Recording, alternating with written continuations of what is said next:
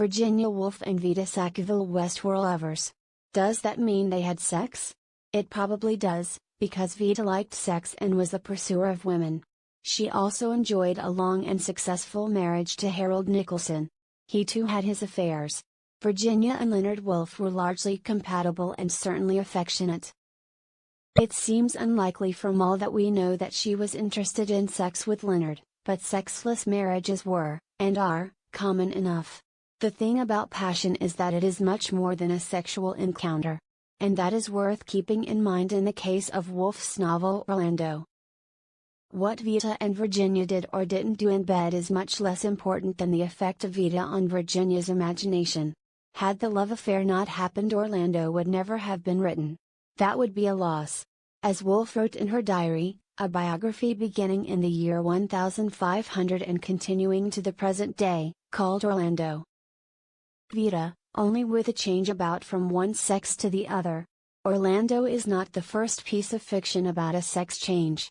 Ovid's Metamorphoses is a playful and serious treatise on the shiftability of form, especially human form, as humans turn into trees or animals, or the gods embody themselves as human to pursue their love interests. In the Arabian Nights, there are both gender-switching plots and cross-dressing. Shakespeare loved gender disguises, a girl who's a boy who's a boy who's a girl, and of course as women were not allowed on the London stage in Shakespeare's day, every female role was cross-gender. Every romance is a bromance. It is likely that the title of Woolf's novel comes out of As You Like It, where the heroine Rosalind disguises herself as Ganymede, and in that guise teaches the man she loves, Orlando, how to love in return. Sackville West liked to cross-dress, calling herself Julian. The freedom of male dress and male privilege is inverted in Woolf's biography, as Orlando as a woman discovers how cumbersome are the clothes she must wear, and how restricted are her freedoms. Woolf's Orlando begins his journey as a young man living at Knowle, the great house in Kent that Sackville West could not inherit because she was female. The novel starts in an attic, as the young Orlando slices at the preserved head of a moor.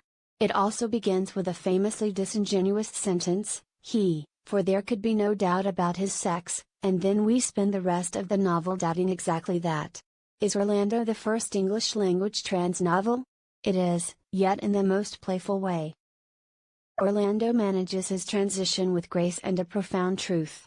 On seeing himself as a herself for the first time in the mirror, she remarks, different sex. Same person. That difference of sex, though, had legal and social implications.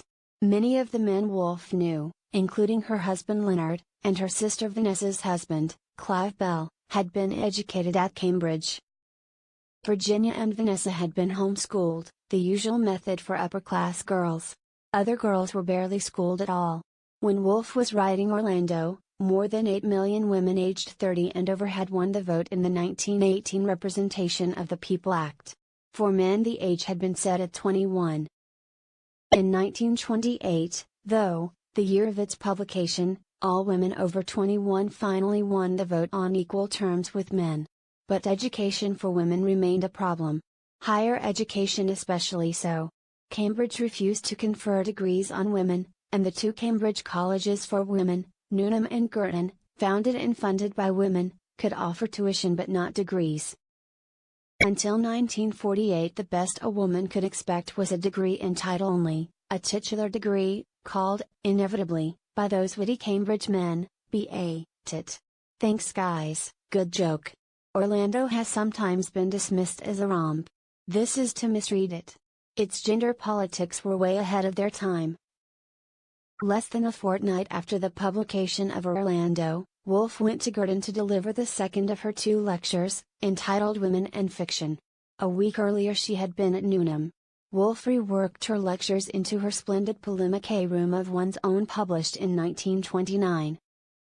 She included the details of 2 starkly contrasting experiences, an opulent lunch at King's College with some of her men friends, followed by a threadbare dinner at Girton. She wrote in her diary, starved but valiant young women, why should all the splendor, all the luxury of life be lavished on the Julians and the Francises and none on the Elsie Fairs and the Margaret Thomases? Woolf was preoccupied by the social and economic differences between the sexes, differences she believed, that were gender biases masquerading as facts of life. Orlando had paved the way for this more serious and disturbing exploration. The protagonist spends hundreds of years trying to reclaim his own property and cash, legally sequestered after he wakes up as a woman. In a room of one's own, Woolf asks the reader to consider the following questions. Why did men drink wine and women water? Why was one sex so prosperous and the other so poor? What effect has poverty on fiction? On poetry? What conditions are necessary for the creation of a work of art? She had already asked these questions in Orlando. Orlando is a poet, perhaps not a very good one, but as a man even a mediocre writer is taken seriously. Even the best women struggle to be noticed. But we must keep writing, she told the young women at Cambridge, for in 100 years, and with a room of her own and money of her own, there will be no more gender-imposed limits to a woman's capacity, or to her creativity. Top 10 landmarks in gay and lesbian literature. Read more. Orlando has sometimes been dismissed as a romp, as a less important book than Mrs. Dalloway or To the Lighthouse. This is to misread it. It was far ahead of its time in terms of gender politics and gender progress. Consider it not only as the first trans novel in English but in the light of another 1928 publication, The Well of Loneliness. Radcliffe Hall, who liked to be known as John, was a rigid lesbian who believed that women who loved women were born in the wrong body. This condemned all lesbians to eternal suffering. Her novel was like a depressing version of Orlando. The writing style is terrible. I'd say if you don't believe me, see for yourself, but that would mean actually reading the thing. Following the sexologist Havelock Ellis, Hall calls lesbians inverts. Carol Ann Duffy told me that when she first read this she thought it meant lesbians had sex upside down. The novel was banned in the UK and there was a court case.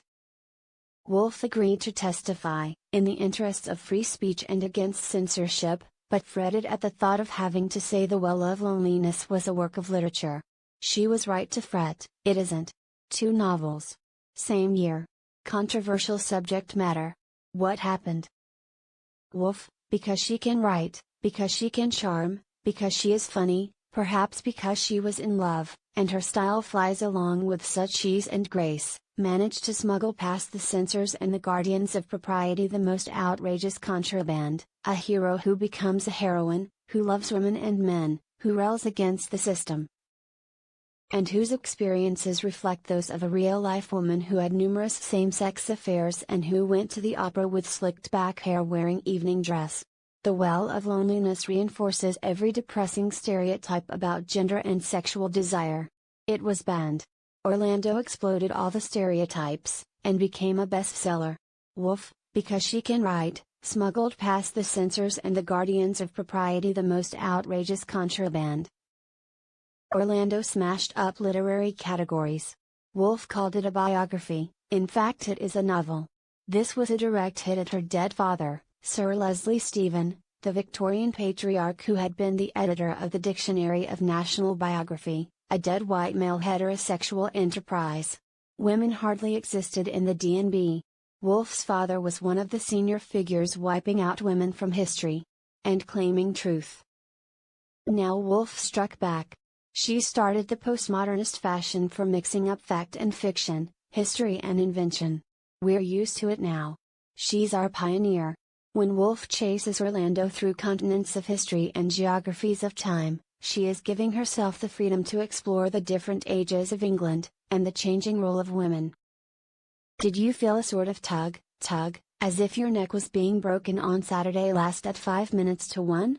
Woolf wrote to Sackville West, as she finished the book on March 20, 1928. Woolf, of course, dedicated the book to her and sent her a copy on publication day, October 11, 1928. The love affair was nearly over by then. It had lasted 3 years, beginning at Christmas 1925, and Sackville West had altered Woolf's mind.